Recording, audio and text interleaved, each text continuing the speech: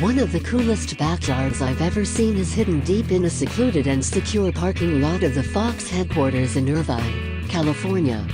Kawasaki once again trekked in a great party, this time to launch the redesigned for 2010 KLX110 lineup. With sharper and more aggressive KX-style characteristics, the new KLXs are looking good. While Kawasaki re-engineered the KLX110 base model with more power, more performance, and more control by changing the package from the ground up, they opted for two birds with one stone and made one for the big kids, too. With two versions now stuffed under the model's moniker, a KLX110 Standard and a new KLX110L with long travel suspension, there's a little green monster for everyone in the family. For the junior or misses, the standard KLX110 comes with an 26.8-inch saddle height, 111cc of Kawasaki 4-stroke, SOC, single-cylinder fun, and one more gear than last year's 3-speed.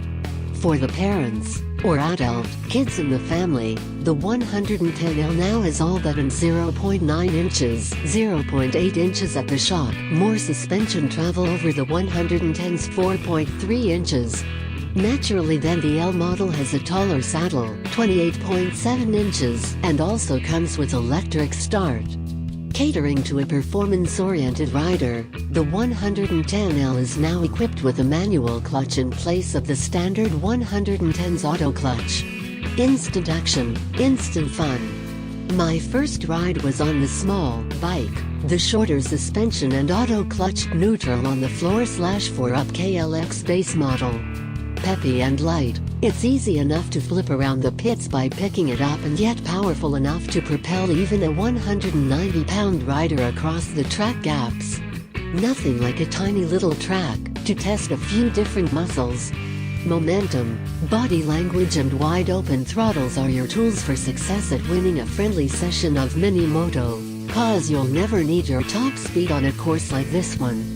For my second session, I hopped on the taller 110L to enjoy the manual clutch control and longer suspension travel.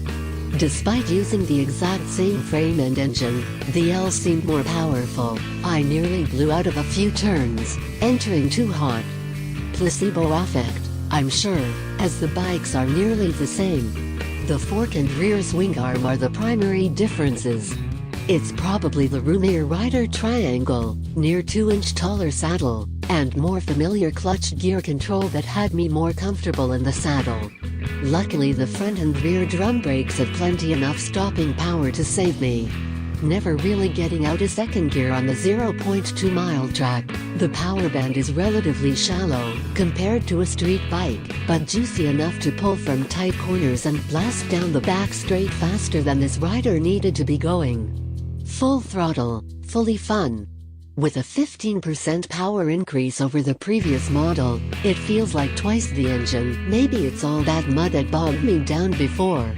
Power now peaks at 7.3 for dark at 7,500 RPM, that's metric horsepower, term used in Germany and Japan, or 7.2 horsepower for the American readers.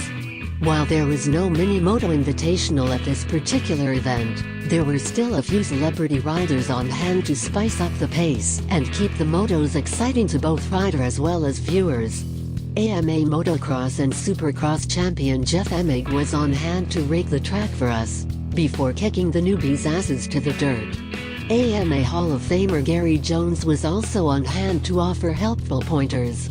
And when the sun went down, the party didn't stop. The yard was lit up with a field of starlights overhead, so the little thumpers could continue to rampage round the track into the night. The all-new electric starter is a keyless system with a left-handed on/off switch and push-button starter.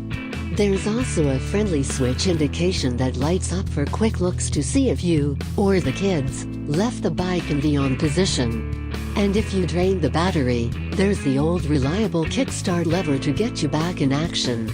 All in all, Kawasaki has not only improved on an already good thing, but also revised dozens of little things both internally and externally with the new KLX110S. From increased rear shock spring rates to tapered roller bearings in the lower steering stem to adding an ignition timing inspection hole. There are just too many updates to mention here, but they're all good.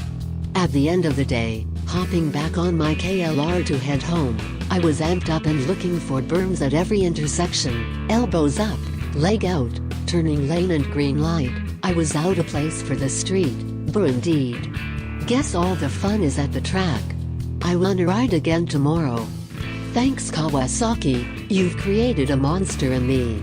And thanks for putting on a great party.